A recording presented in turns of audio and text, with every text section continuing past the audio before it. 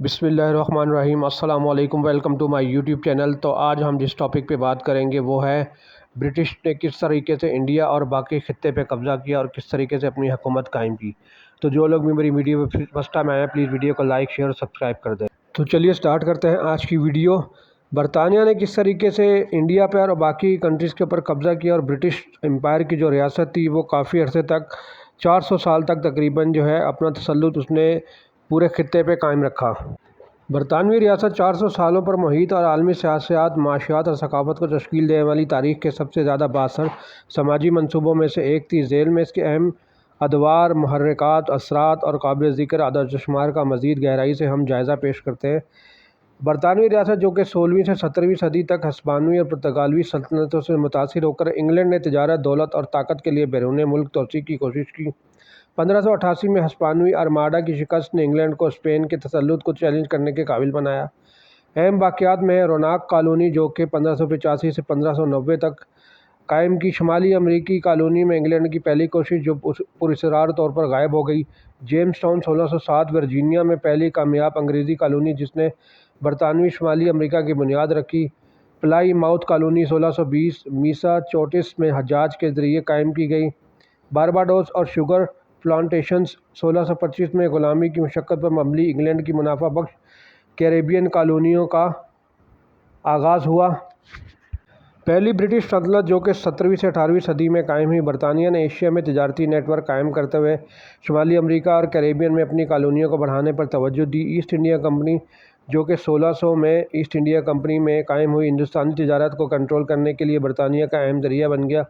اہم پیش رفت 1655 اسپین سے جمیکا پر قبضہ چینی پیدا کرنے والی کلیدی کالونی بن گئی۔ 1670 سے 17ویں صدی تک انگلستان بحیرہ اوقیانوس کے غلاموں کی تجارت میں سب سے پہلے نمبر پر تھا۔ برطانیہ نے ایشیا میں تجارتی نیٹ ورک قائم کرتے ہوئے شمالی امریکہ اور کیریبین میں اپنی کالونیوں کو بڑھانے پر توجہ دی۔ ایسٹ انڈیا کمپنی جو کہ 16ویں صدی میں قائم ہوئی، برطانیہ نے ہندوستانی تجارت کو کنٹرول کرنے کے لیے برطانیہ کا اہم ذریعہ بن گئی۔ 1655 میں انگلستان بحیرہ اوقیانوس کے غلاموں کی تجارت میں ایک اہم حصہ دار بن گیا جس نے لاکھوں افریقیوں کو باغات پہ کام کرنے کے لیے منتقل کیا۔ 1757 پلاسی کی جنگ، رابرٹ کلائیو اور ایسٹ انڈیا کمپنی نے بنگال کا کنٹرول سنبھال لیا جس سے ہندوستان میں برطانوی تسلط کا آغاز ہوا۔ 1763 برطانیہ کے فرانس سے کینیڈا حاصل کرنے کے ساتھ 7 سالہ جنگ کا خاتمہ ہوا۔ 1776 سے 1783 امریکی انقلاب نے 13ویں امریکی کالونیوں کو نقصان پہنچایا لیکن برطانوی توجہ کو ایشیا اور افریقہ کی طرف منتقل کر دیا۔ دوسری برطانوی سلطنت جو کہ 19ویں 20ویں صدی تک امریکہ کو کھونے کے بعد برطانیہ نے ہندوستان، افریقہ اور بحر الکاہل تک پھیلا دیا۔ صنعتی انقلاب نے برطانوی اقتصادی اور فوجی تسلط کو مضبوط کیا۔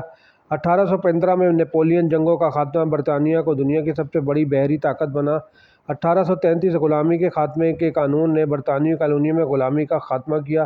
1857 کی جنگ آزادی جس میں ہندوستانی بغاوت کے نتیجے میں برطانوی ولی عہد نے ہندوستان پر براہ راست کنٹرول حاصل کیا۔ 1877 ملکہ وکٹوریہ نے ہندوستان کی مہارانی قرار دیا۔ 1880 سے 1914 افریقہ کے لیے جدوجہد برطانیہ نے مصر، سوڈان، کینیا، جنوبی افریقہ وغیرہ پر کنٹرول حاصل کر لیا۔ 1899 سے 1902 ڈچ آباد کاروں افریقی باشندوں کے خلاف جنوبی افریقہ میں بوئر جنگ۔ برطانوی سلطنت کی بنیادیں جو کہ 16ویں سے 17ویں صدی تک برطانوی استعمار کی بنیاد ایج آف ایکسپلوریشن میں رکھی گئی جب انگلینڈ نے بیرون ملک دولت اور اثر و رسوخ کے لیے اسپین اور پرتگال سے مقابلہ کرنے کی کوشش کی۔ توسیع کے لیے کلیدی محرکات، اقتصادی نئے تجارتی راستوں، وسائل، سونا چاندی، مسالے اور منافع بخش باغات کی خواہش۔ مذہبی پروٹیسٹنٹ انگلینڈ نے کیتھولک اسپین کے غلبے کا مقابلہ کرنے کی کوشش کی۔ اسٹریٹجک بحری اڈے اور فوجی چوکیوں کا قیام، آبادی میں اضافہ۔ انگلینڈ نے کالونیوں کو فاضل آبادیوں کو آباد کرنے کی جگہوں کے طور پر دیکھا۔ ابتدائی نو آبادیاتی منصوبے جو کہ رونق کالونی قائم ہوئی۔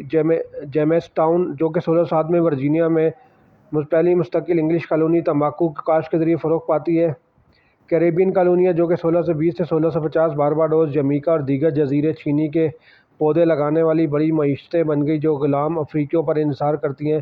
پہلی برطانوی سلطنت جو کہ 17ویں سے 18ویں صدی تک بنی، اس عرصے کے دوران برطانیہ نے تجارت، نو آبادیات اور فوجی فتوحات کے ذریعے ایک وسیع سلطنت بنائی۔ کلیدی پیش رفت، ایسٹ انڈیا کمپنی ہندوستان میں تجارتی نیٹ ورک قائم کیا، بعد میں بر صغیر کے بڑے حصوں کا اصل حکمران بن گیا۔ مرسنٹلزم، برطانیہ نے سخت تجارتی پالیسیاں نافذ کی اس بات کو یقینی بناتے ہوئے کہ اس کی کالونیاں صرف مادر وطن کے ساتھ تجارت کر سکیں۔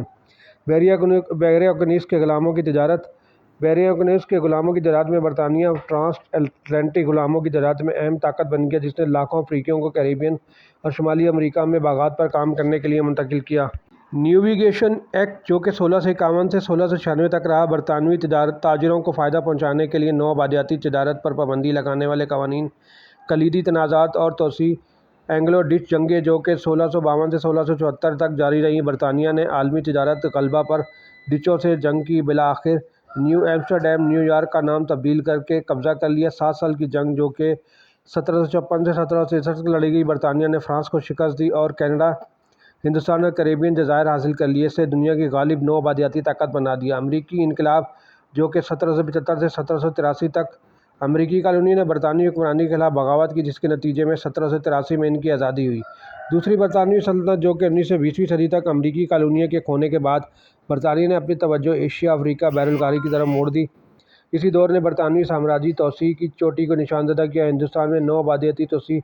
پلاسی کی جنگ، جو کہ 1757 میں رابرٹ کلایو کی قیادت میں ایسٹ انڈیا کمپنی نے بنگال کے نواب کو شکست دے کر برطانوی تسلط قائم کیا۔ ہندوستانی بغاوت 1857، جسے سپاہی بغاوت کے نام سے بھی جانا جاتا ہے، اس بغاوت کے نتیجے میں ایسٹ انڈیا کمپنی تحلیل ہو گئی اور برطانوی ولی عہد نے ہندوستان پر براہ راست کنٹرول حاصل کر دیا۔ برطانوی راج، جو کہ 1858 سے 1947 تک جاری رہا، برطانیہ نے ہندوستان پر براہ راست حکومت کی۔ ملکہ وکٹوریہ نے 1877 میں ہندوستان کی مہارانی کا اعلان کیا۔ دی اسکریمبل فار افریقہ، جو کہ 1880 سے 1914 تک برطانیہ نے جارحانہ طور پر افریقہ میں توسیع کی، ان کا کنٹرول سنبھال لیا۔ مصر، 1882، برطانیہ نے نہر سوئز کو کنٹرول کرنے کے لیے مصر پر قبضہ کر لیا، جو ایک اہم تجارتی راستہ ہے۔ سوڈان، 1898 میں برطانیہ نے اوم مدرمان کی لڑائی میں مہدی افواج کو شکست دی۔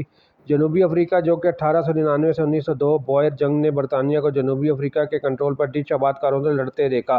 ڈومینینس اور اسٹیلر کالونیاں، برطانیہ نے آباد کار کالونیوں میں خود مختار حکمرانی قائم کی۔ کینیڈا 1867 خود حکمرانی کے ساتھ پہلا غلبہ بن گیا، لیکن برطانوی سلطنت کا حصہ رہا۔ آسٹریلیا نے 1901 میں برطانیہ سے تعلقات برقرار رکھتے ہوئے خود مختاری حاصل کی۔ نیوزی لینڈ 1907 کینیڈا اور آسٹریلیا کے لیے اسی طرح کا راستہ اختیار کیا۔ نو آبادیات، مزاحمت اور ڈی کولونائزیشن، 20ویں صدی۔ دو عالمی جنگوں کے بعد معاشی تناؤ اور بڑھتی ہوئی قوم پرست تحریکوں کی وجہ سے برطانیہ کا سامراجی کنٹرول کمزور ہو گیا۔ کلیدی مزاحمتی تحریکیں، ہندوستان مہاتما گاندھی اور انڈین نیشنل کانگریس کی قیادت میں ہندوستان نے عدم تشدد کی مزاحمت کے ذریعے آزادی کی جنگ لڑی، اور اس کے ساتھ قائد اعظم کی قیادت میں پاکستان نے آزادی کی جنگ لڑی، جو کہ بالآخر پاکستان 1947 میں قائم ہوا۔ افریقہ میں گھانا اور کینیا جیسے لیڈروں نے آزادی کے لیے زور دیا۔ مشرق وسطیٰ عرب قوم پرست تحریکوں نے فلسطین اور عراق میں برطانوی راج کی مخالفت کی۔ ڈی کولونائزیشن کے بڑے واقعات، ہندوستانی آزادی، یعنی جس میں ہندوستان اور پاکستان نے آزادی حاصل کی، برطانوی سلطنت کے خاتمے کا آغاز ہوا۔ افریقی آزادی، جو کہ 1950 سے 1970 گھانا، 1957 میں نائجیریا، 1960 میں کینیا، 1963 جیسے ممالک نے آزادی حاصل کی۔